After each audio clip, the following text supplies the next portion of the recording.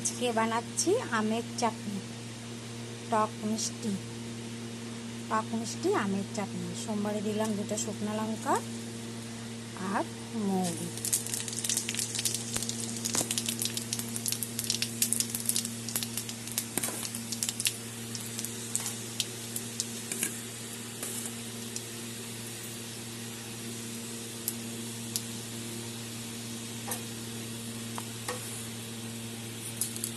সোমবারটা আমার হচ্ছে, তারপরে আমি আমগুলা কেটে ধুয়ে রাখা আমগুলো এখন আমি দিয়ে দেবো।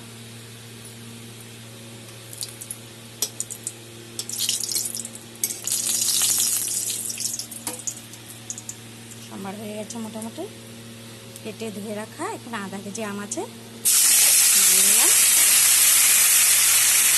দিলাম লবণ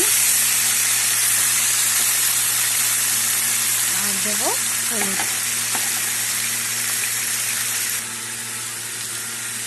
দিয়ে দিলাম হলুদ, আধা চামচের মতন হলুদ দিয়ে দিলাম।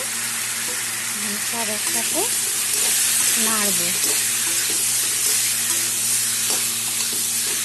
একটু ভাজা ভাজা হলে তারপরে আমি গুড় আর চিনি দিয়ে চাটনিটা বানাবো। টক মিষ্টি আমের চাটনি।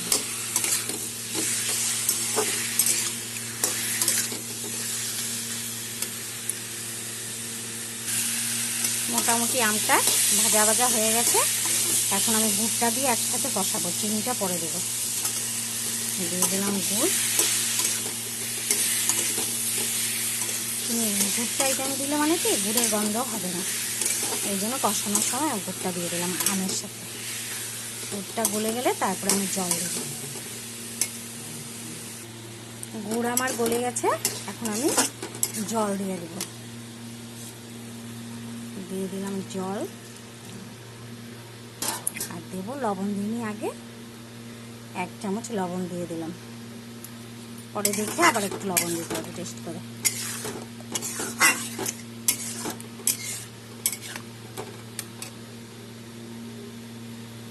আর দিলাম চিনি, 5 চামচের মতন চিনি আছে, দিয়ে দিলাম। মিষ্টিটা বুঝে, তোমরা যখন করবে মিষ্টিটা বুঝে দেবে। সব আম তো সমান হয় না, কিছুটা আমি বেশি টক থাকে, কিছুটা অত টক থাকে না। তাই আমার আমগুলো একটু টক আছে, এই জন্য আমি চিনি গুড় দুটা মিলে টক মিষ্টি আমের চাটনি নিয়েছি, সিম্পল।